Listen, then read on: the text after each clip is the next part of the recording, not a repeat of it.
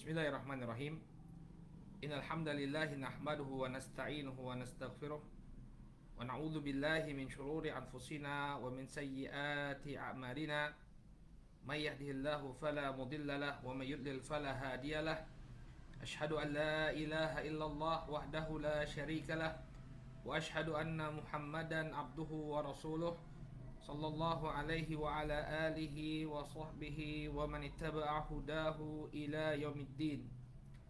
Qala Allah tabaraka wa ta'ala fi kitabihil karim, ya ayyuhalladzina amanu taqullaha haqqa tuqatih wa la tamutunna illa wa antum muslimun. Ya ayyuhan nasu taqu rabbakumul ladzi khalaqakum min nafsin wahidah wa khalaqa minha zawjaha wa batha minhuma rijalan katsiran wa nisaa'a wattaqullaha alladzi tasaaluna bihi wal arham innallaha kana 'alaikum raqiba. Ya ayyuhalladzina amanu taqullaha wa qulu qawlan sadida yuslih lakum a'malakum wa yaghfir lakum dhunubakum wa man yuti'illaha wa rasulahu faqad faza fawzan 'azima. Amma ba'd, fa inna asdaqal hadithi kitabullah wa khairal hadi hadi Muhammadin sallallahu alaihi wasallam wa syarrul umuri muhdatsatuha fa inna kulla muhdatsatin bid'ah wa kulla bid'atin dhalalah wa kulla dhalalatin finnar. Ikhwani fiddin, saudaraku kaum muslimin yang semoga dimuliakan oleh Allah.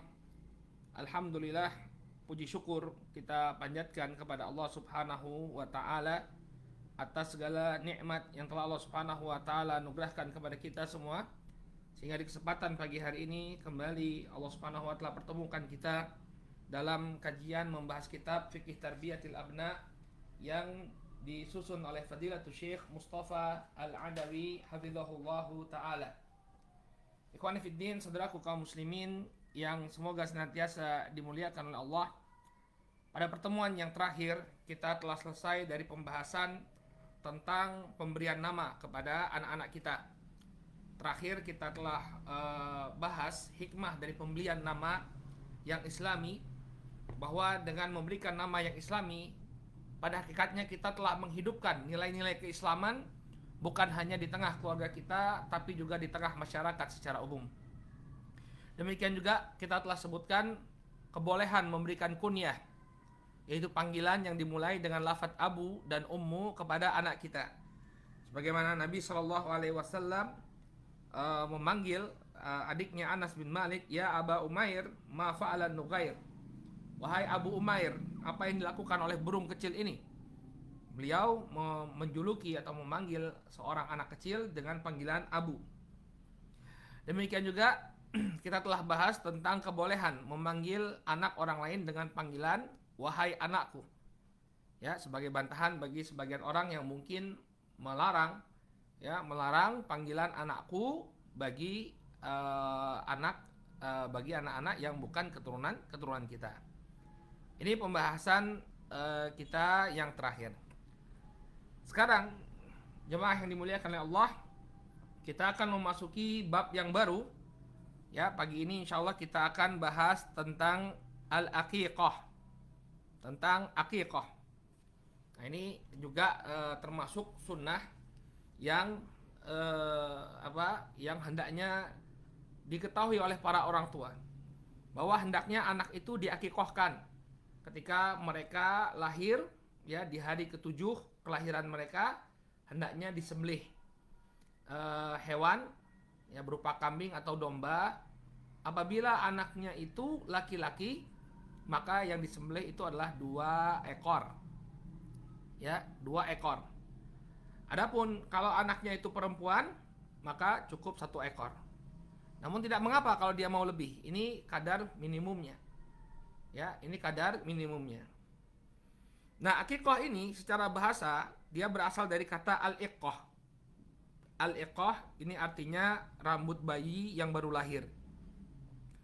Jadi kenapa aqiqah ini disebut sebagai aqiqah? Karena pada pelaksanaan aqiqah itu selain bayi itu disembelih baginya hewan, Ya, disembelih baginya hewan hewan ternak berupa kambing dan domba.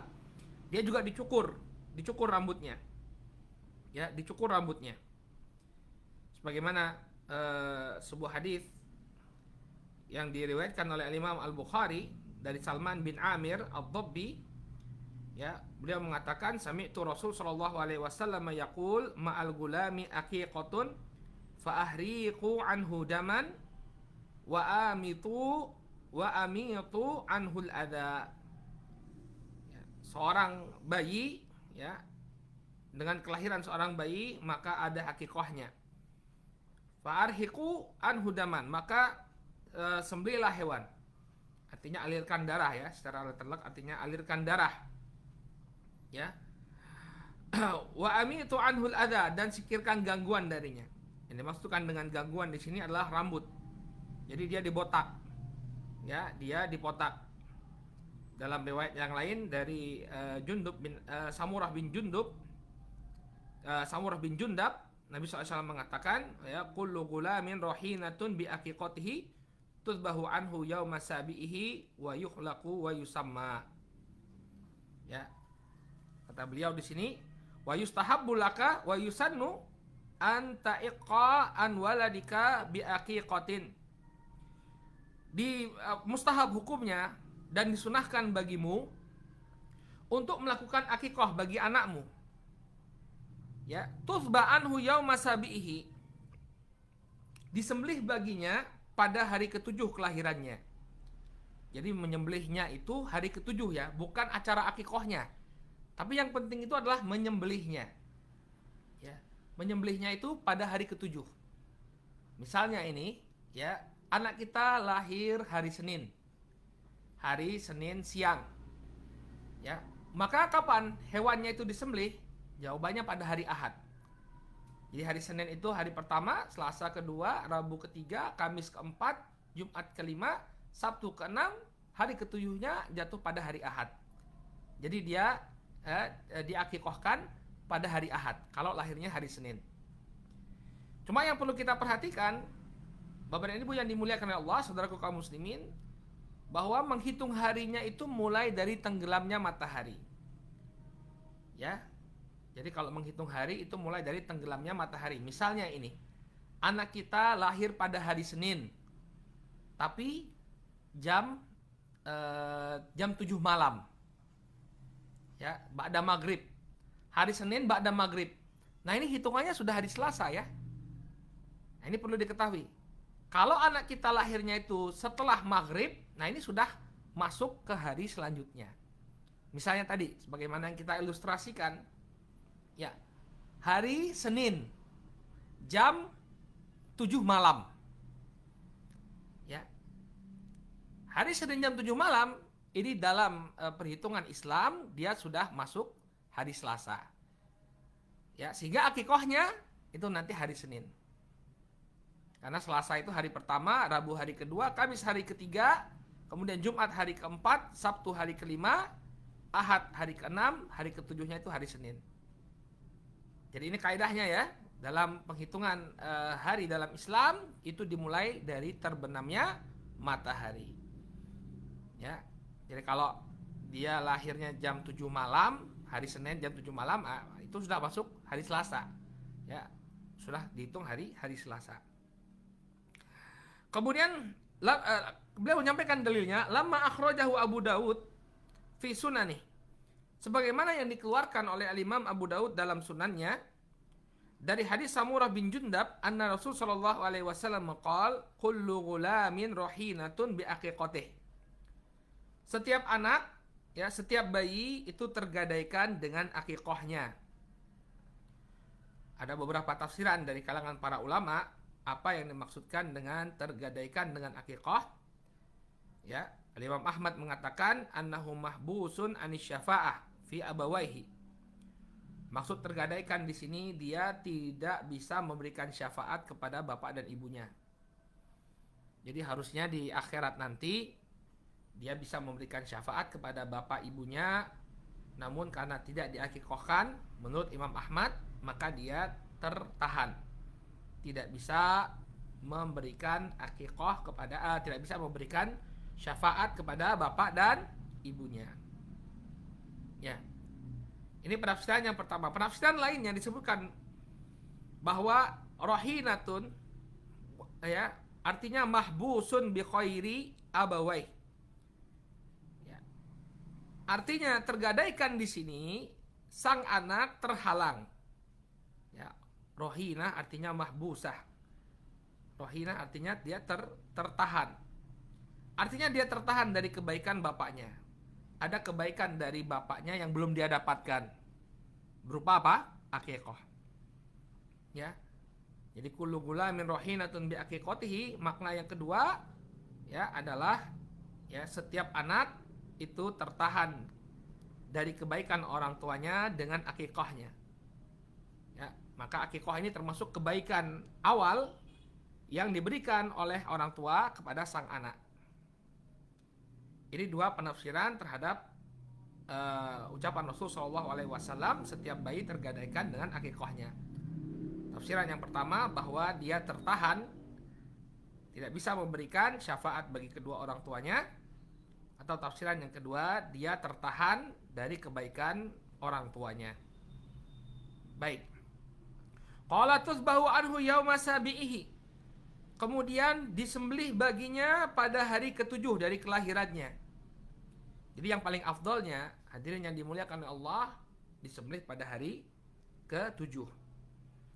Ya, kalau tidak bisa, maka hari Ar-Rabi Asyar, sebagaimana yang disebutkan dalam catatan kaki. Ya, dijelaskan oleh Imam Tirmidzi bahwa yang paling afdol itu adalah hari ke-7. Apabila dia tidak bisa menyembelih pada hari ke-7, maka hari ke-14.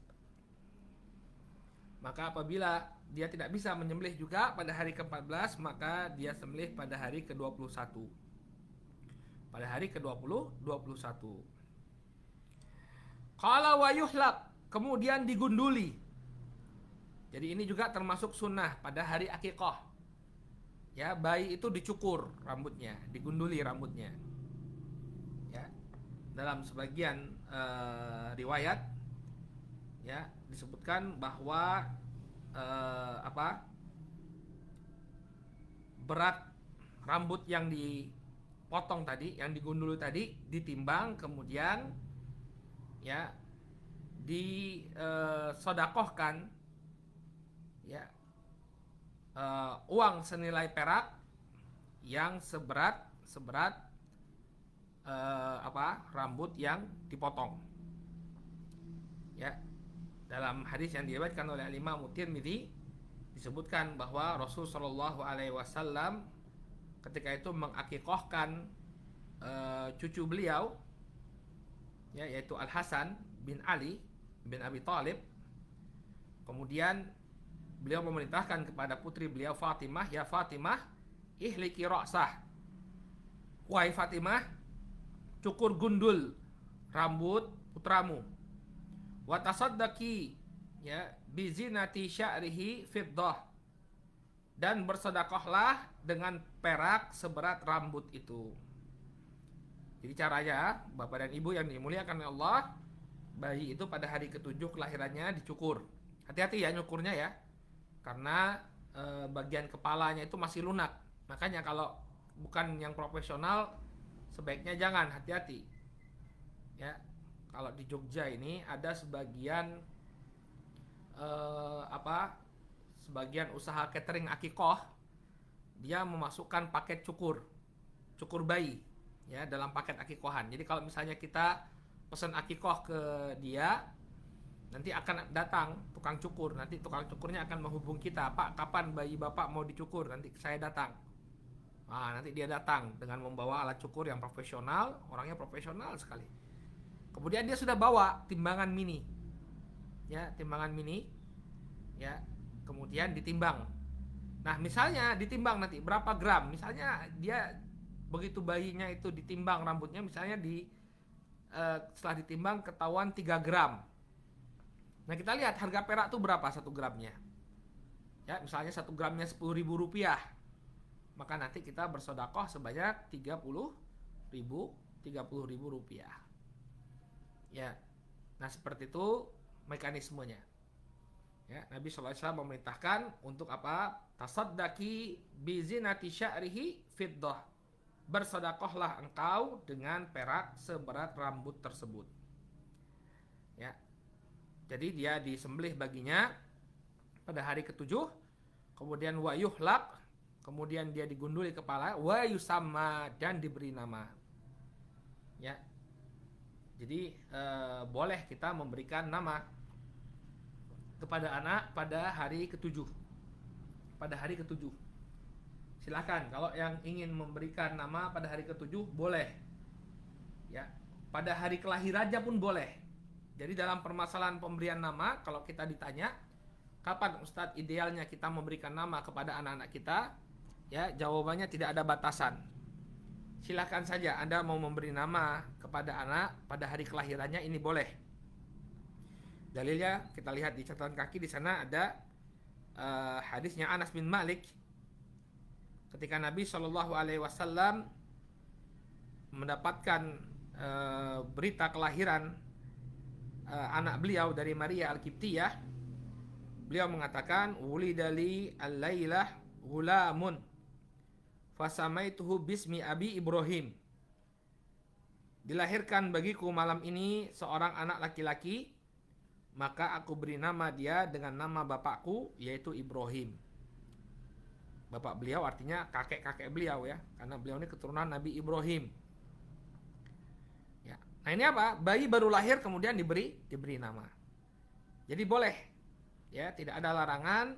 Misalnya bapak dan ibu mau memberi namanya ketika dia lahir, langsung saya beri nama anak saya si Fulan, di hari pertamanya kita umumkan namanya, tidak menjadi masalah, boleh. Atau mau pada hari ketujuhnya ketika akikahnya, ini juga boleh. Ya, wa yusamma, dan diberi nama dia pada hari ketujuh. Atau bahkan ya menjelang dia lahir. Menjelang lahir boleh Ustaz? Boleh. Dalilnya firman Allah dalam surat Maryam ayat yang ketujuh. Lihat itu catatan kaki. Waqad qala ta'ala, ya Zakaria inna nubashiruka bigulamin ismuhu Yahya.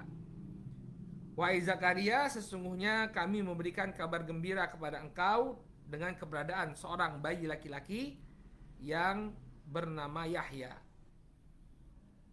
Nah ini Allah Subhanahu wa Ta'ala berbicara kepada Zakaria sebelum putra beliau lahir. Sebelum lahir sudah ada namanya. Siapa? Yahya. Sudah ada namanya, yaitu siapa? Yahya. Sehingga dalam tentang waktu pemberian nama, ya al-amru wasi', perkaranya luas. Silahkan saja dia diberi nama sebelum dia lahir, atau pas dia lahir, atau pada akikahnya. Ya silahkan. Ya, yang demikian diperbolehkan insya Allah. Baik. Kemudian barakallahu fiikum. Kata beliau, wa hadhil aqiqah syatani anil gulam wa syatun anil jariyah. Dan aqiqah ini berupa 2 ekor kambing bagi bayi laki-laki dan 1 ekor kambing bagi bayi perempuan. Ya, jadi ketentuannya 2 ekor kambing untuk anak laki-laki dan 1 ekor kambing untuk anak perempuan. Diganti domba boleh Ustaz? Boleh. Mau domba juga boleh. Ya. Sebagian ulama bahkan membolehkan kalau mau sapi juga gak apa-apa. Ya, boleh juga kalau mau diganti sapi atau unta. Jadi hewannya itu sama dengan hewan kurban. Boleh diganti sapi atau unta. Ya, tapi yang sesuai dengan sunnah adalah apa? 2 ekor kambing untuk seorang anak laki-laki dan 1 ekor kambing atau domba bagi anak perempuan. Qala wa qad waradat fi dzalika iddatu ahadits. Dan telah warid, ya, telah datang beberapa hadis dalam permasalahan ini an Rasulullah sallallahu alaihi wasallam tasihu bi majmu'iha, yang sahih dengan jalan-jalannya. Ya, yang sahih dengan jalan-jalannya. Di antaranya hadis yang diriwayatkan oleh Al-Imam Ahmad dari perbuatannya Rasul Shallallahu Alaihi Wasallam atau dari perintahnya Rasul Shallallahu Alaihi Wasallam, ya, di mana Rasul Sallallahu Alaihi Wasallam mengatakan, man ahabba minkum an yansuka an waladihi falyaf'al an gulami syatan, ya, mukafiatan wa anil jariyati syah. Ya, Rasul Sallallahu Alaihi Wasallam mengatakan, barang siapa di antara kalian yang ingin untuk menyembelih kambing karena kelahiran anaknya, maka hendaknya dia lakukan. Ya, 2 kambing yang besarnya sama bagi anak laki-laki dan 1 ekor kambing untuk anak perempuan. Ya, dan 1 ekor kambing untuk anak perempuan. Ini dalil yang menunjukkan bahwa untuk anak laki-laki berapa? 2 ekor kambing. Kemudian untuk anak perempuan 1 ekor kambing. Baik. Nah, kemudian ada permasalahan yang mungkin menjadi pertanyaan sebagian kita. Ustadz, ya, akikah itu boleh nggak kalau kita cuma ngasih daging aja, nggak usah dimasak? Ya, boleh nggak? Kayak hewan kurban kan, kita kalau hewan kurban kan bagi-bagiinnya dalam keadaan mentah. Akikah boleh nggak Ustadz kita kasih dengan apa? Dalam keadaan mentah? Jawabannya boleh. Ya, jawabannya boleh. Boleh saja untuk membagikan akikah dalam bentuk daging. Dalam bentuk daging. Jadi kalau misalnya kita sulit untuk memasaknya, maka boleh. Karena yang terpenting dari akikah itu adalah iraqatud damnya itu. Kita mengalirkan darah sebagai bentuk syukur kita kepada Allah Subhanahu wa taala atas kelahiran putra-putri kita. Ya. Nah, kemudian masalah dagingnya, mau dibagikan dagingnya tadi dalam bentuk makanan yang sudah siap santap ataupun dibagikan dalam bentuk mentahan, maka yang demikian diperbolehkan. Bahkan kalau tidak dibagi-bagi pun tidak menjadi masalah. Mau dimakan sendiri satu keluarga, ya ini misalnya dia keluarga besar. Ya, keluarga besar, anaknya ada 10. Lahirlah adik yang ke-11.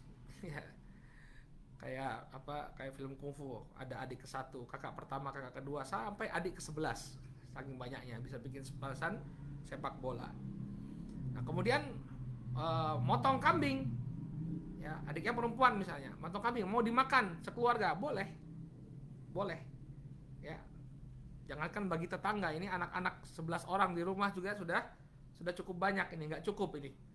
Maka boleh saja akikahnya tadi dimakan satu keluarga tanpa harus dibagi-bagikan.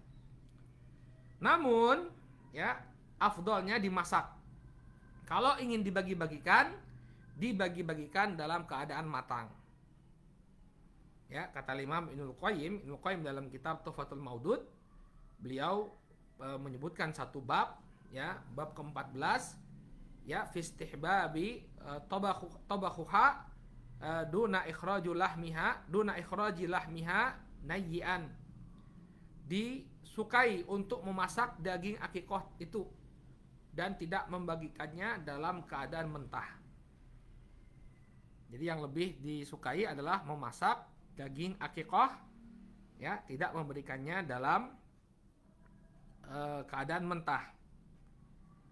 Kenapa?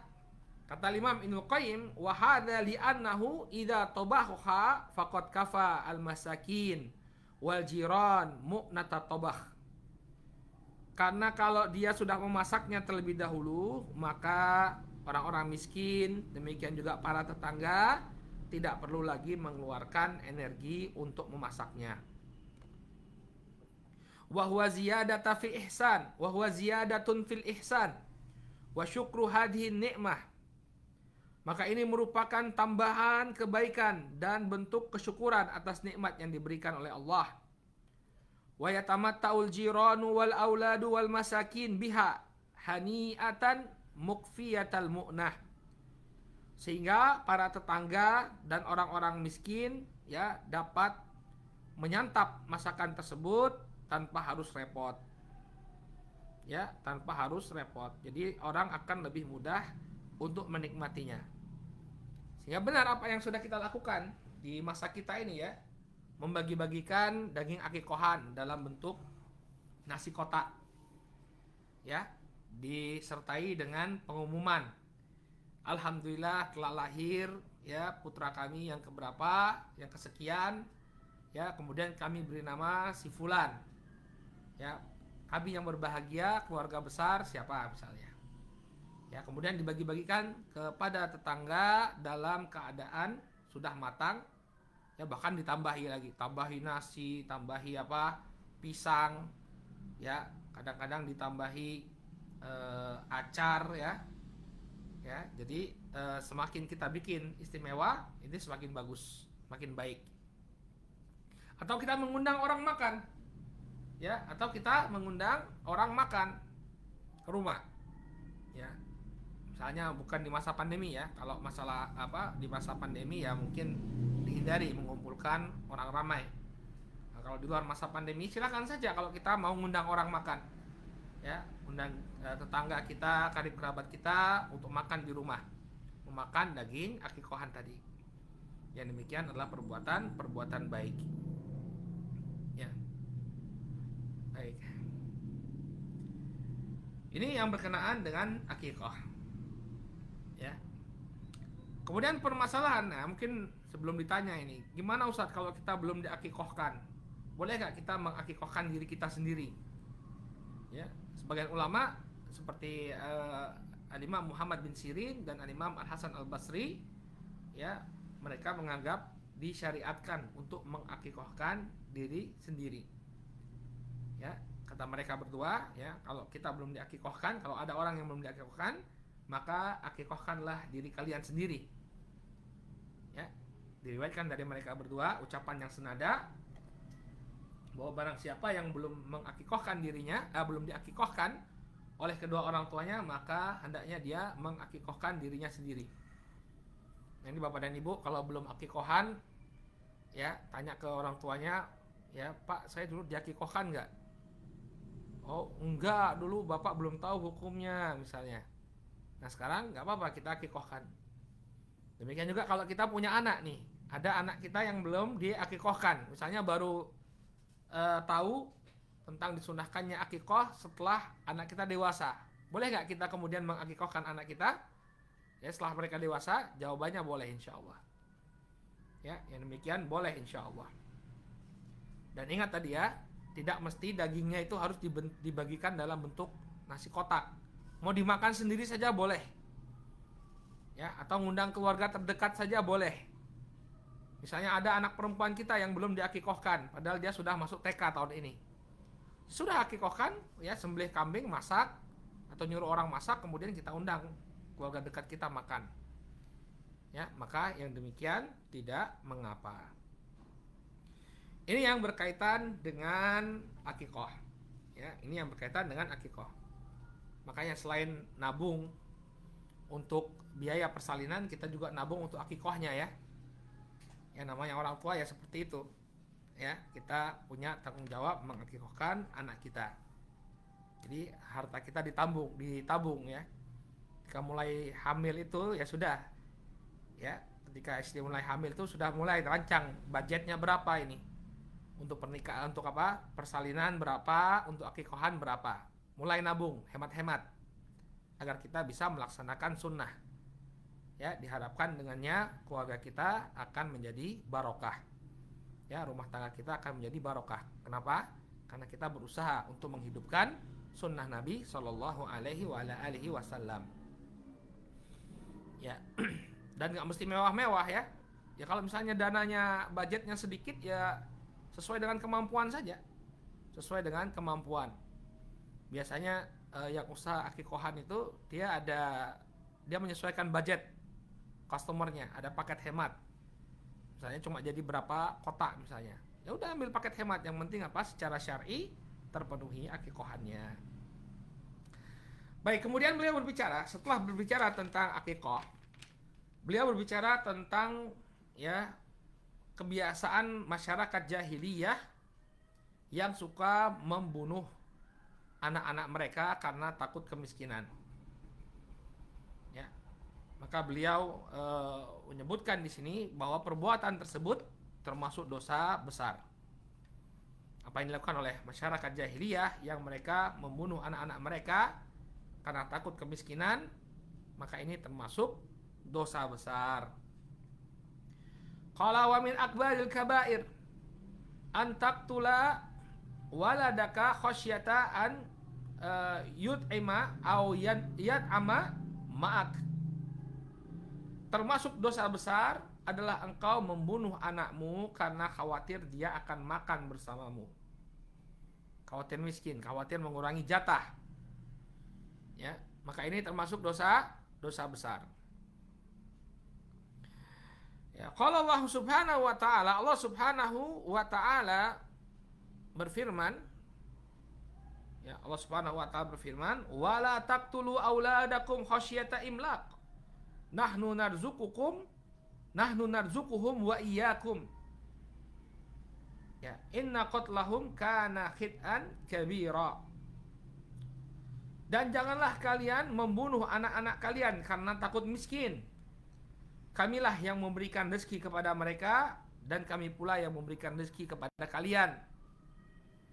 Ya, inna qatlahum kana khit'an kabira.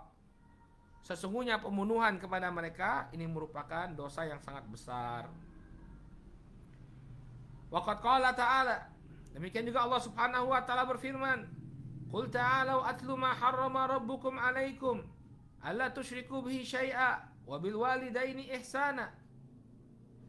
Katakanlah, kemarilah kalian, aku bacakan apa yang telah diharamkan oleh Rabb kalian atas diri kalian. Janganlah kalian menyekutukan Allah Subhanahu wa taala dengan sesuatu apapun, dan berbaktilah kepada kedua orang tua kalian. Wala taqtulu auladakum min imlaq. Nahnu narzuqukum wa iyyahum. Dan janganlah kalian membunuh anak-anak kalian karena takut miskin. Kamilah yang memberikan rezeki kepada kalian dan juga kami yang memberikan rezeki kepada mereka. Ya. Ini menunjukkan larangan untuk membunuh anak. Ya, kebiasaan orang-orang jahiliyah karena khawatir nanti anaknya akan makan bersama mereka, maka kemudian mereka membunuh anak-anak tersebut. Ya, demikian juga terlarang misalnya membunuh anak, membunuh bayi yang masih ada di rahim karena untuk menutupi malu. Ya, misalnya karena LKMD ya, hamil duluan, kemudian untuk menutupi jejaknya dia bunuh bayinya. Maka ini juga dosa besar. Ya, ini juga dosa besar dan ini banyak terjadi ya di tengah para pemuda dan pemudi yang mereka terjatuh pada pergaulan yang salah. Kemudian kecelakaan yang sampai dia hamil ya, lalu bayinya diaborsi. Ini juga termasuk membunuh anak. Termasuk membunuh anak. Yang demikian tidak diperbolehkan, haram hukumnya, termasuk dosa besar. Qala wa fi sahihaini min hadithi Ibnu Mas'ud radhiyallahu anhu qala sa'altu an-nabiyya sallallahu alaihi wasallam ya ayyu dzanbi a'zam indallah. Dalam as-sahihaini, dalam sahih Al-Bukhari dan Muslim, dari hadisnya Abdullah bin Mas'ud radhiyallahu taala anhu, beliau mengatakan, aku bertanya kepada Nabi sallallahu alaihi wa ala alihi wasallam, dosa apakah yang paling besar di sisi Allah?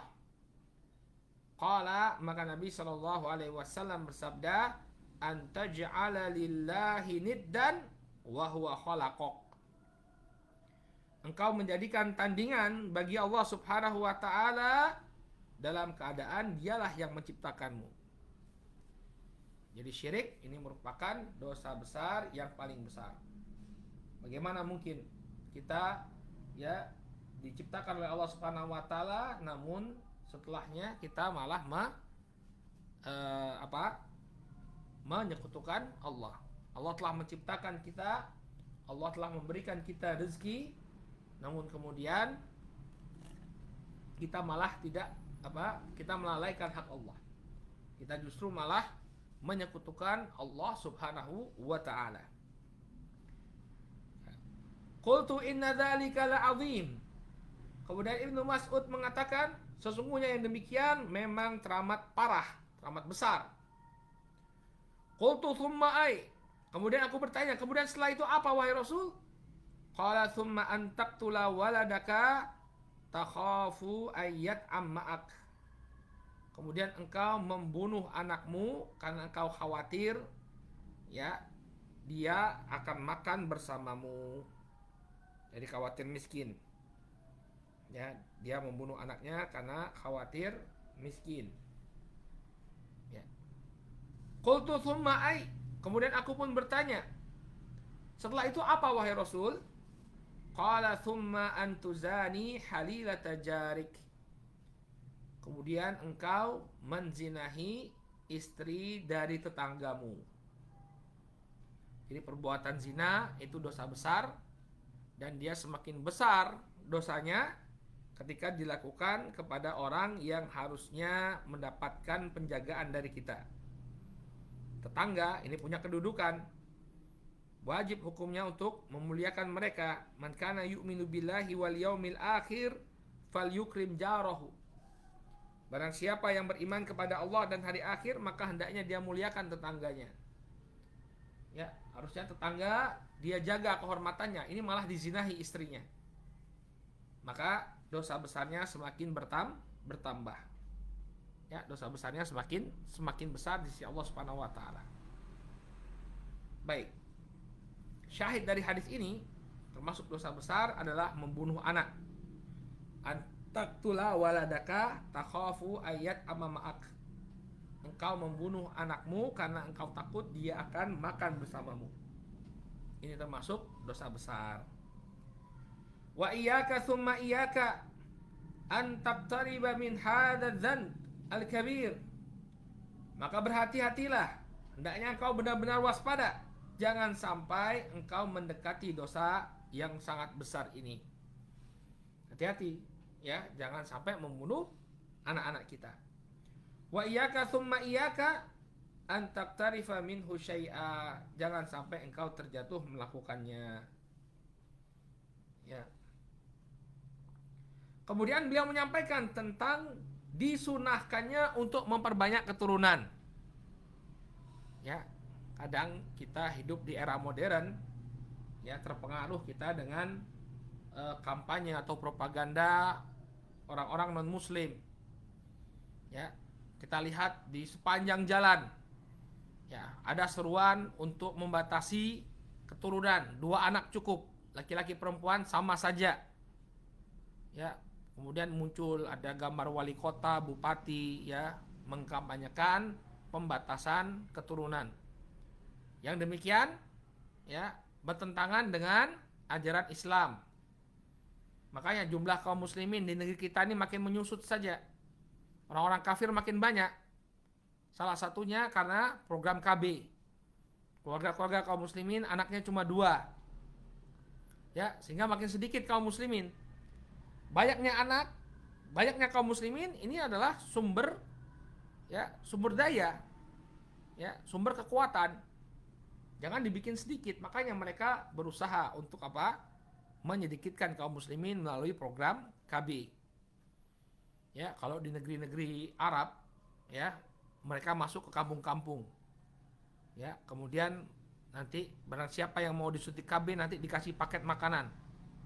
Sehingga wanita-wanita setelah disuntik nggak bisa lagi melahirkan. Ya, untuk membatasi kelahiran kaum muslimin. Coba kalau kaum muslimin banyak, ya ini kan modal besar bagi kita. Ya, sebagai modal kekuatan kaum muslimin. Maka kata beliau, wa kasratun nasl mustahabbatun wa mahmudah. Memperbanyak keturunan inilah perkara yang dicintai, disukai dan terpuji. Ya. Jadi terpuji, kita punya banyak keturunan itu terpuji. Yang pertama, kita melaksanakan perintah Nabi sallallahu alaihi wasallam. Qala Nabi sallallahu alaihi wasallam, tazawwajul wadudul walud. Ya, nikahilah wanita yang penyayang. Al-wadud artinya yang menyayangi suaminya, yang penyayang. Wah, jadi kalau misalnya dapat istri, sayang suami, itu anugerah betul ya. Qala wal walud. Demikian juga yang subur. Al walud artinya banyak anaknya. Nah, gimana Ustaz kita tahu anaknya banyak? Ya kita lihat keluarganya. Ya, karena biasanya dia memiliki keserupaan dengan orang-orang terdekatnya. Kita lihat ibunya berapa anaknya, bibinya berapa anaknya, subur nggak? Oh, ternyata dia adalah anak ke-7 dari 12 bersaudara. Oh ya, insya Allah subur ini. Ya, keturunan orang subur. Ya. Qala fa inni mukatsirun bikumul umam. Ya, kenapa kita disuruh menikahi laki-laki kaum muslimin, disuruh menikahi wanita yang penyayang dan juga subur? Kata Nabi SAW, fa inni mukatsirun bikumul umam. Ya, karena sesungguhnya ya aku akan memiliki umat yang banyak dari kalian. Ya, aku akan memiliki umat yang banyak dari kalian dengan keberadaan kalian menikahi wanita-wanita yang subur tadi, maka umatku akan semakin banyak. Ya. Jadi apa? Perkara yang disukai kalau kita memiliki anak yang banyak. Jangan dibatasi anaknya. Seperti program KB zaman Orde Baru. Ya, 2 anak cukup, laki-laki perempuan sama saja. Ya, ini 2 kalimat batil. Yang pertama 2 anak cukup, membatasi anak cuma 2 saja. Ya, padahal kita diperintahkan untuk memperbanyak keturunan. Kemudian laki-laki perempuan sama saja. Enggak, laki-laki perempuan beda. Kalau yang dimaksudkan bahwa laki-laki dan perempuan ini sama perlakuannya dan lain sebagainya, maka ini kurang tepat. Tapi kalau maksudnya laki-laki perempuan terserah ya, kita jangan kemudian menyesal punya anak perempuan, maka ini benar maknanya. Ya, sehingga seorang muslim hendaknya dia berusaha untuk memperbanyak anak keturunannya. Qala wal waladu salih. Nah, kemudian apa rahasia kita diperintahkan? Apa keuntungannya anak yang banyak bagi orang tua? Ya, kadang-kadang kita mikirnya tuh jangka pendek ya. Orang nggak mau punya anak karena nggak mau repot. Ya, dia nggak mau repot. Waduh, punya anak 2 aja udah pusing nih ngurusnya. Ya udah dah 2 aja dah, nggak usah tambah. Jadi dia mikirnya jangka pendek. Ya, tapi orang yang berpikir jangka panjang dengan keberadaan anak yang banyak, ya, maka yang pertama nanti waktu dia tua, kalau dia didik dengan benar anak-anaknya ini, ya keuntungannya ada pada dia. Ya, anak-anaknya ini akan menjadi tulang punggung nanti keluarga. Orang tuanya sudah tidak bisa lagi bekerja, ya anak-anak yang banyak ini nanti yang membiayai orang tuanya. Kemudian kalau misalnya dia sakit atau dia perlu dirawat, ya maka punya banyak stok. Ya, anak yang banyak bisa banyak stok untuk merawat. Ya, seperti tetangga saya di sini ya, ada sebagian bapak ini sebelum pandemi, ya kerjanya selama 1 tahun itu pindah-pindah aja. Ya, misalnya 1 bulan ke rumah cucunya atau ke rumah anaknya yang di sini main sama cucunya yang di Kalimantan. Kemudian pulang sebentar ngebersihin rumah. Kemudian pindah lagi dia ke Bogor, ya ke tempat anaknya yang lain, cucunya kangen. Kemudian apa lagi? Pindah lagi kemana? Ke Palembang, ya, karena anak-anaknya sudah di mana-mana. Ya dia main ke cucu-cucunya, mengisi masa tuanya dengan apa? Main dengan cucu-cucunya, karena banyak anaknya tadi. Ya. Kemudian ketika Lebaran rame rumahnya, ya banyak cucunya yang berkunjung. Ya, coba misalnya anaknya cuma 1, ya anaknya cuma 1, ya sudah coba 1 aja tempatnya. Kemudian kalau Lebaran misalnya berhalangan untuk pulang, ya udah sepi dia sendirian di kampung. Sendirian di kampung halaman. Kalau anaknya cuma sedikit. Tapi kalau anaknya banyak, ada 1-2 yang nggak bisa pulang kampung, ya ada berapa orang yang bisa pulang. Gembira kita, masih berkumpul di hari tua kita, masih bisa berkumpul dengan anak-anak kita. Nah, ini diantara keutamaan kita memiliki anak yang banyak. Jadi macam pepatah lah ya dikatakan dalam pepatah, ya berakit-rakit ke hulu, berenang-renang ke tepian. Bersakit-sakit dahulu, bersenang-senang kemudian. Ngapa kita istilahnya capek-capek yang mendidik anak yang banyak tadi. Tapi nanti kalau mereka berhasil kita didik, mereka sudah mandiri, ya di hari tua kita akan memetik hasil dari capek kita dalam mendidik mereka. Ya. Demikian juga kalau banyak anak berarti banyak yang mendoakan kita. Ya, semakin banyak anak kita, semakin banyak yang mendoakan kita. Dengan catatan, ya, kita berhasil mendidik mereka menjadi anak-anak yang soleh dan solehah. Ya, kata Nabi alaihi salatu wasalam, ya, wal waladu soleh, kata beliau di sini, kata Syekh Syekh Mustafa Al-Adawi, idza matal insan wal waladu soleh yad'u laka. Ya, anak yang soleh ini akan mendoakanmu nanti. Kama qala Nabi sallallahu alaihi wasallam, sebagaimana yang disampaikan oleh Nabi sallallahu alaihi wa ala alihi wasallam. Kata Nabi alaihi salatu wasallam, ya, idza mata ibnu Adam atau idza matal insanu in qata'a amaluhu illa min thalathah. Apabila, ya, seorang manusia meninggal dunia, maka terputuslah amalannya kecuali 3 perkara. Ya. Illa min shadaqatin jariyah, kecuali dari sedekah jariyah. Sedekah jariyah, dia mensedekahkan hartanya, kemudian manfaat dari sedekahnya tadi masih bisa dia rasakan, masih bisa dirasakan oleh kaum muslimin pasca wafatnya, masa ini akan mengalir terus pahalanya. Au ilmin yuntafa'u bihi, atau ilmu yang bermanfaat. Aw waladin salihin yad'u lah, atau anak yang soleh yang mendoakannya. Luar biasa. Satu anak yang soleh saja ini sudah satu keutamaan. Gimana kalau kita punya 10 anak soleh semua? Ya, doa satu orang anak yang soleh saja ini sudah sangat kita perlukan. Bagaimana kalau kita punya 10 anak yang soleh? Maka luar biasa manfaat keberadaan anak-anak yang banyak, ya, dan juga soleh ini. Ya, jadi jangan ragu untuk memiliki anak yang banyak. Siap-siap ya ibu-ibu, ya, miliki anak yang banyak. Capek nggak apa-apa di awal-awal, tapi nanti kita akan memetik hasilnya insya Allah dunia akhirat. Kita akan memetik hasilnya dunia akhirat. Baik. Kemudian yang berkenaan dengan pembahasan ini, ya, mungkin akan muncul pertanyaan, bagaimana Ustadz kalau kita ikut program KB bukan untuk pembatasan kelahiran, tapi untuk pengaturan, ya, maka hukum KB diperinci oleh para ulama. Ya. Hukum asalnya kita nggak boleh, ya, membatasi kelahiran. Kalau tujuannya membatasi kelahiran nggak boleh. Kenapa? Karena Nabi memerintahkan agar kita memperbanyak anak keturunan. Tapi boleh saja, ya, pasangan suami istri mengikuti program KB, ya, dengan syarat. Yang pertama, ya, karena adanya alasan syar'i. Misalnya dia untuk menyempurnakan susuan. Ya, nanti kalau kita tidak KB, ya, bayi yang baru melahirkan misalnya, baru melahirkan anak, kemudian nggak KB, kemudian melakukan hubungan suami istri, hamil lagi, ya, berarti anak yang pertama tadi tidak sempurna penyusuannya, ya, harus disapih dalam waktu yang lebih cepat.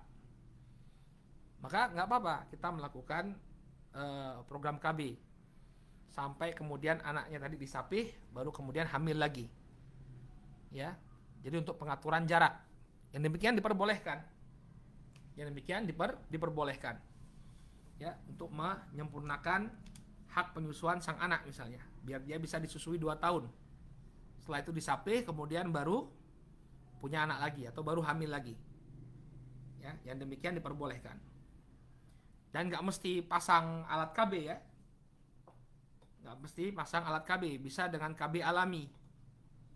Ya, dahulu para sahabat, di zaman para sahabat, mereka melakukan azl. Ya, azl ini yaitu apa? Mengeluarkan sperma tidak di farji sang istri, tapi di luar. Ya, disebutkan dari sebagian para sahabat, kunna na'tazil wal Qur'an yanzil. Dahulu kami melakukan azl dan Al-Qur'an, dalam keadaan Al-Quran itu tetap turun tanpa ada peringatan, tanpa ada pengingkaran. Sehingga kalau ingin tidak hamil bisa melakukan azl, ya.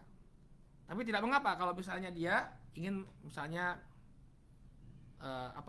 vasektomi ya, Pak, pasang IUD ya, IUD itu ya, apa istilahnya itu saya nggak tahu juga apa namanya, yang bisa dicabut ya. Cuma dia harus melakukannya harus yang melakukannya harus seorang ahli medis yang terpercaya. Oke, kita pakai poin aja ya. Yang pertama tadi karena alasan syar'i, ya, untuk menyempurnakan susuan atau karena sakit misalnya. Kalau dia menyempurnakan susuan berarti KB-nya KB sementara. Kalau misalnya ada sakit ya, dokter mengatakan bahwa dia ini kalau hamil nanti akan menyebabkan kemudaratan, bisa pendarahan, bisa apa, ya, sehingga lebih baik dia dilakukan tubektomi. Tubektomi ini artinya diputuskan betul, ya, nggak bisa hamil sama sekali. Maka tidak jadi masalah karena itu alasannya syar'i. Ya. Kemudian yang kedua harus izin suami, ya, harus izin suami. Karena rahim itu ya itu merupakan kewenangan suami. Ya, jadi kalau misalnya suami tidak mengizinkan ya nggak boleh. Ya, karena itu merupakan hak dia. Kemudian yang ketiga hendaknya dilakukan oleh ahli medis yang terpercaya. Kalau bisa itu yang muslim dan terpercaya. Ya. Jadi nggak asal-asalan dia. Ya, seperti beberapa kasus ya ada pemasangan IUD-nya itu nggak benar ya, sehingga menimbulkan infeksi. Jadi kita coba cari ya yang pakar, yang betul-betul ahli medis yang bisa dan bisa dipercaya. Jangan kemudian mintanya vasektomi tapi dia malah tubektomi, artinya putus selama-lamanya. Ya. Jangan. Ini beberapa syarat yang disebutkan oleh para ulama kalau kita ingin mengikuti program KB. Ya, ini sifatnya adalah pengaturan jarak ya, bukan penghilangan sama sekali. Kecuali memang alasannya darurat. Ya, karena sakit ya, atas rekomendasi dokter nggak boleh lagi hamil. Kalau hamil nanti akan memudaratkan, maka tidak mengapa dia putuskan kelahirannya. Baik, ini yang berkaitan dengan permasalahan pembatasan kelahiran. Nanti kalau misalnya ada yang ingin ditanyakan, silakan nanti di sesi tanya jawab ya, dipersilahkan nanti ya. Pertanyaan tentang akikoh, pertanyaan tentang tentang pembatasan kelahiran dan bahasan-bahasan lainnya, silakan ditanyakan di sesi tanya jawab. Kemudian yang selanjutnya, pembahasan selanjutnya, kita masih ada waktu, kita lanjutkan saja. Al-muhafadzatu ala ta'widis sibyan. Ya, rutinitas untuk meminta perlindungan atau ya mendoakan perlindungan bagi anak-anak.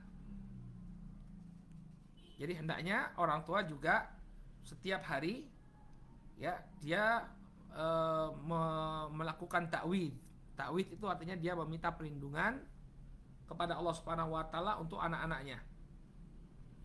Qala wa yusannu laka an tukthira min ta'widhi sibyanik fi sabahi wal masa. Disunahkan bagimu untuk memperbanyak meminta perlindungan bagi anak-anakmu di waktu pagi dan pedang. Ini istata'ta ya, apabila engkau mampu untuk melakukannya. Jadi rutin ya, membaca zikir-zikir perlindungan bagi sang anak. Ya, wa bainal hin wal akhar, pada setiap waktu, pada setiap hari. Imma bil muawwidzat, baik itu dengan membacakan al muawwidzat. Caranya bagaimana? Fatatful fi yadaik thumma taqra al muawwidzat. Qul huwallahu ahad wa qul a'udzu birabbil falaq wa qul a'udzu birabbin nas wa tamsahu biha ala tifl. Caranya bagaimana? Engkau pertama meludahi kedua tanganmu. Ya, ludah di sini bukan hakcuh gitu ya, enggak. Ya, cuma semacam tiupan tapi disertai dengan basahan air ludah. Jadi dia sepertinya meniup, seperti meniup tapi dibasahi. Nah, seperti itu. Nah, bukan hakcuh kemudian keluar dahaknya kemudian diumbel-umbel gitu ya. Nah, ini keliru. Cuma ludahan yang tipis ya, ludahan yang tipis. Kemudian engkau membacakan al-muawwidzat ya, surat-surat untuk meminta perlindungan qul huwallahu ahad, qul a'udzu birabbil falaq, dan qul a'udzu birabbin nas, fatamsahu biha ala tifl. Kemudian engkau pun mengusapkannya kepada anakmu. Wa taf'al dzalika thalathan, dan engkau melakukannya 3 kali. Engkau melakukannya tiga kali. Jadi ditiup tangannya sambil diiringi dengan sedikit ludah. Kemudian baca qul huwallahu ahad, qul a'udzu birabbil falaq, dan qul a'udzu birabbin nas. Lalu tangan kita yang tadi, 2 tangan tadi, kita usapkan kepada anak kita. Lalu diulang lagi sampai 3 kali. Waqad kana Nabiyyu sallallahu alaihi wasallam idza ishtaka sana'a dzalika wa masaha ala ra'sihi wa sa'ira jasadih. Dan sungguh Nabi sallallahu alaihi wasallam dahulu apabila beliau sakit, beliau melakukan hal tersebut. Jadi kita kalau sakit bisa meruqyah diri kita sendiri tanpa meminta orang lain untuk meruqyahnya, untuk meruqyah diri kita. Nabi SAW melakukannya, kemudian beliau mengusapkan tangannya tadi ke kepala dan seluruh jasad beliau. Ya, sebagaimana hadisnya Aisyah disebutkan dalam catatan kaki, ya, anna Rasulullah sallallahu alaihi wasallam kana idza ishtaka nafatha ala nafsih bil muawwidzat wa masaha anhu biyadih. Dahulu Rasul sallallahu alaihi wasallam apabila beliau sakit, maka beliau melakukan nafas. Nafas itu adalah meniup dengan disertai dengan percikan ludah, dengan sedikit percikan ludah. Kemudian ya, beliau membaca al-muawwidzat lalu mengusap tubuhnya dengan tangan beliau tadi. Wa kana yaf'alu dzalika inda naumihi aidan, dan juga Nabi SAW melakukan hal yang sama ketika beliau tidur. Wa thumma ta'widhatun ukhra kana Nabi sallallahu alaihi wasallam yu'awwidhu bihal Hasan wal Husain. Demikian juga doa perlindungan lainnya yang dahulu dilakukan oleh Nabi sallallahu alaihi wasallam kepada Al Hasan wal Husain, 2 cucu beliau. Ini beliau mengucapkan a'udzu bikalimatillahi tammah min kulli syaitanin wa hammah wa min kulli ainin lammah. Ya. Aku berlindung dengan kalimat Allah Subhanahu wa taala yang sempurna dari segala gangguan syaitan dan juga sengatan hewan berbisa dan juga mata-mata yang jahat. Ini pandangan ain yang jahat. Ya. Wa ya habadza law 'allimta abna'ak wa banatik ta'widza anfusihim, dan lebih baik lagi kalau Anda mengajarkannya kepada putra dan putri Anda. Jadi jangan bapak dan ibunya terus yang membacakan zikirnya tadi, tapi anak-anak diajarkan untuk apa? Melakukan zikir, membaca zikir tersebut sendiri.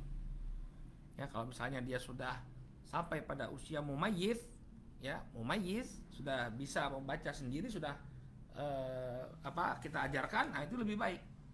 Tapi kalau tidak bisa atau belum bisa, maka tidak mengapa dibacakan oleh orang tuanya. A'udzu bikalimatillah. Atau sebagian ulama mengubah redaksinya, u'idzuka bikalimatillah. Ya, tapi kalau misalnya kita mau baca ini saja nggak jadi masalah, sesuai dengan apa yang yang dibaca oleh Nabi sallallahu alaihi wasallam. A'udzu bikalimatillahi tammah min kulli syaitanin wa hammah wa min kulli ainin lammah. Ya. Jadi orang tua hendaknya rutin, ya, terutama di waktu pagi dan petang.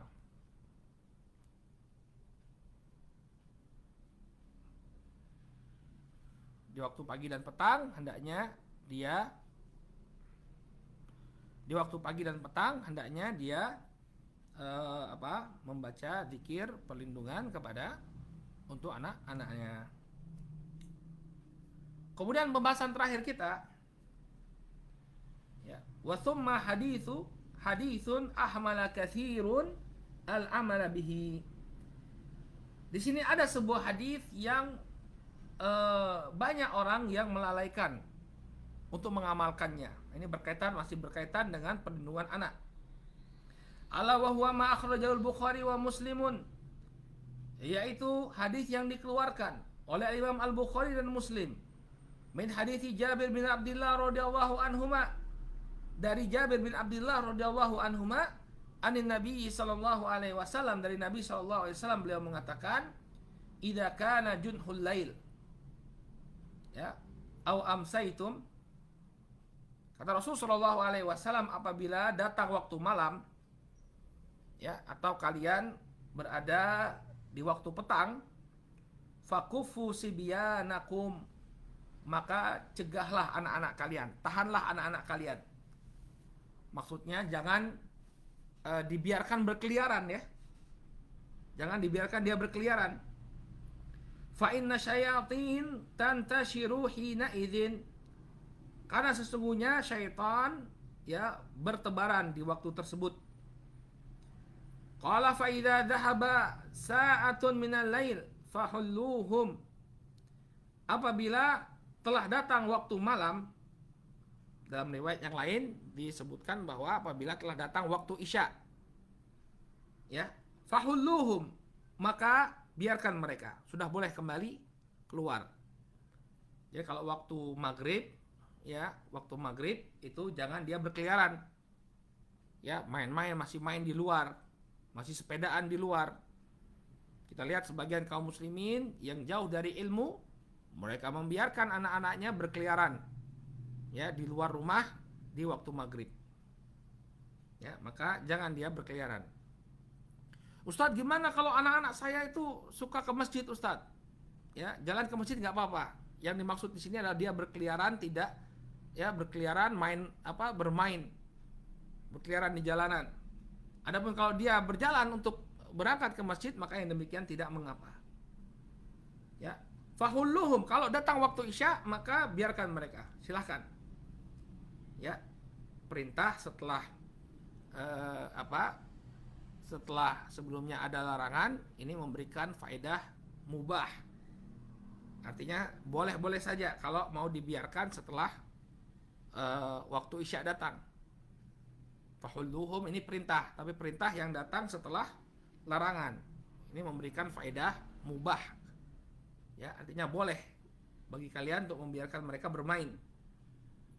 Qala fa'aghliqul abwab wadhkuru ismallah, maka, ya, tutuplah pintu-pintu dan sebutlah nama Allah. Ya, kalau misalnya kita udah mau tidur, ya, pintu-pintu kita tutup dengan menyebutkan nama Allah Subhanahu wa taala. Fa inna syaitana la yaftahu baban mughlaqan, karena sesungguhnya syaitan tidak akan bisa membuka pintu yang terkunci. Ya, jadi syaitan tidak bisa masuk ke rumah kita. Tutup pintu kita dengan mengucapkan nama Allah. Maka syaitan tidak akan bisa masuk untuk menimbulkan gangguan bagi penghuni rumah tersebut. Wa auku khirabakum, dan ikatlah tempat minum kalian. Ya, kirbah itu adalah tempat minum yang terbuat dari kulit. Maka diikat, jangan sampai kemudian hewan masuk. Jangan sampai kemudian hewan masuk, ya, sumber-sumber air. Kalau misalnya di rumah ada tempayan-tempayan penyimpanan air, nah ini tutup. Ya. Kalau orang zaman dulu dia menggunakan tempat minum dari kulit. Kalau nggak diikat, ya, bisa masuk ular, bisa masuk kalajengking ke dalamnya, bahaya. Atau bisa masuk lipan. Ya. Wazkuru ismallah, dan sebutlah nama Allah. Wa khammiru aniyatakum wazkuru ismallah, dan tutuplah bejana-bejana kalian dan sebutlah nama Allah. Ya, makanan-makanan, ya, yang masih terhidang itu ditutup. Ya, ditutup dengan apapun, ya, dengan tudung saji. Ya. Apa bahasa Jawanya kalau tadi kita kalau kita di Sumatera sana, di Bangka sana namanya tudung saji, yang untuk menutup makanan. Jadi ditutup. Ya, nanti bisa masuk cicak, masuk kecoa atau dimakan tikus, ya. Semua bejana-bejana ditutup. Walau anta aradu 'alaiha syai'an, terserah mau ditutup dengan apa. Yang penting dia tertutup. Wa atfi'u masabihakum, dan matikanlah lampu-lampu kalian, lentera-lentera kalian. Jadi yang dimaksudkan dengan dimatikan lentera ini, ya, zaman dulu Lentera itu kan dari api. Ya, kalau dia tidak dimatikan maka akan menyebabkan nanti kalau ketabrak tikus atau ketabrak hewan ya bisa menimbulkan kebakaran. Kalau kita gimana Ustadz? Sekarang kan pakai lampu listrik. Ya, ya tetap lebih baik apa? Tetap lebih baik untuk dimatikan. Ya, tetap lebih baik untuk dimatikan. Ya walaupun diperbolehkan ya karena hukum lampu listrik ini nggak sama dengan lampu api zaman dulu. Kenapa Nabi SAW menyuruh kita mematikan lampu? Karena dulu terbuat dari api. Kalau ketabrak sama tikus, dia bisa menyebabkan kebakaran. Ya, dia bisa menyebabkan kebakaran. Baik. Nah, ini mungkin yang menjadi pembahasan kita untuk kesempatan di pagi hari ini. Mudah-mudahan apa yang disampaikan bermanfaat. Insya Allah pada pertemuan yang akan datang kita akan membahas tentang nadhafatul atfal. Ya, tentang kebersihan ya kebersihan bayi. Ya, bagaimana cara membersihkan kotorannya bayi, demikian juga permasalahan al-khitan, sunatan. Nah, ini bagaimana hukumnya? Laki-laki dan perempuan gimana? Apakah sama hukumnya?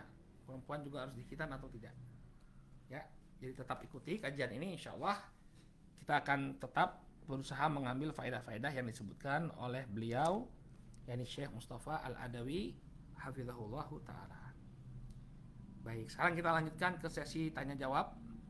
Sudah ada beberapa pertanyaan. Baik, Assalamualaikum Ustadz. Semoga Ustadz dan keluarga selalu dalam lindungan Allah Subhanahu wa ta'ala. Amin. Ya, semoga anti keluarga juga dalam lindungan Allah. Afwan, Ana mau bertanya, apakah diperbolehkan membantu orang yang tidak mampu untuk melakukan akikah? Misalnya dengan membelikan kambing. Jazakallahu khairan. Ya boleh. Ya, ini termasuk amalan yang baik. Ya, termasuk amalan yang baik. Ya, apabila dia kesulitan untuk membelikan hewan akikah bagi anaknya, kemudian kita membelikan, maka ini termasuk sedekah. Termasuk sedekah. Ya. Ustadz, insya Allah anak akan melahirkan bulan Desember, tapi anak dan suami belum diakikah. Jika anak tidak berpenghasilan atau hanya sebagai ibu rumah tangga, apakah suami anak wajib mengakikahkan anak? Ya, pertama hukum akikah tadi bukan suatu kewajiban ya. Ya, hukumnya kata para ulama sunnah muakkadah.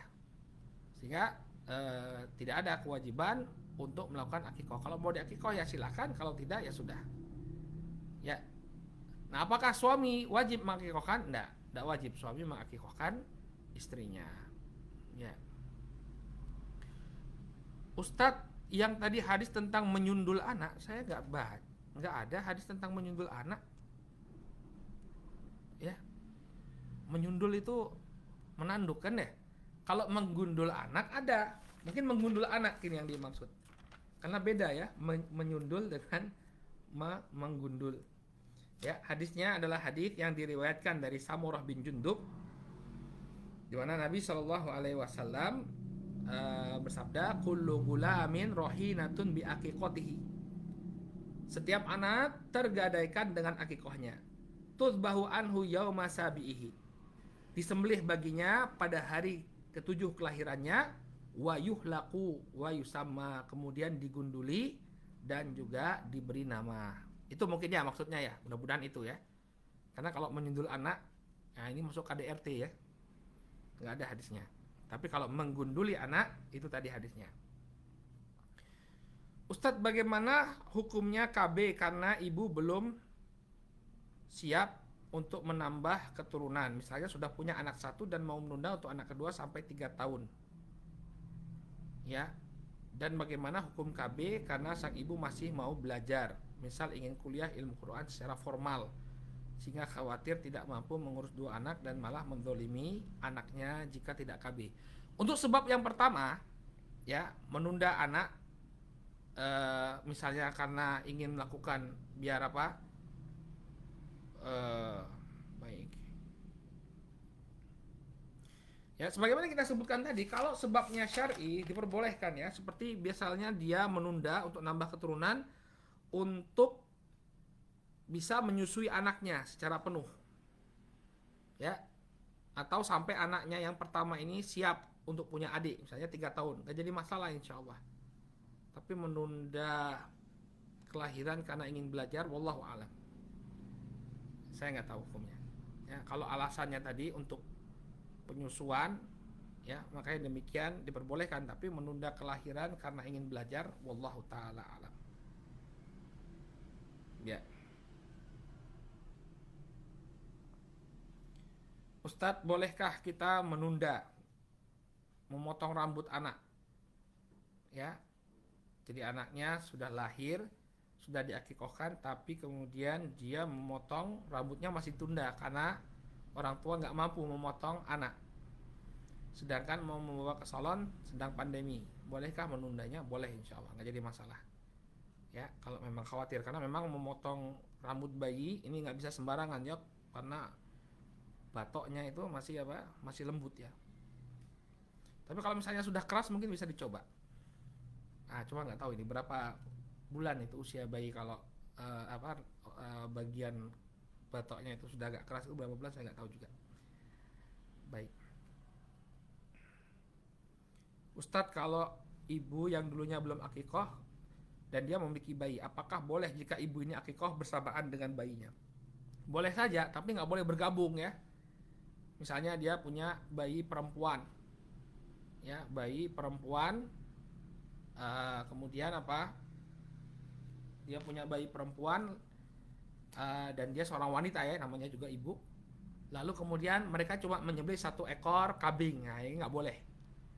Ini tidak boleh, ya karena 1 ekor kambing itu untuk 1 orang perempuan, untuk 1 orang perempuan. Jadi ibunya 1 ekor kambing, anaknya 1 ekor kambing. Ya, kalau mau dilakukan bersamaan, berbarengan, biar agak banyak dapat kambingnya 2 ekor, nggak jadi masalah, tidak menjadi permasalahan.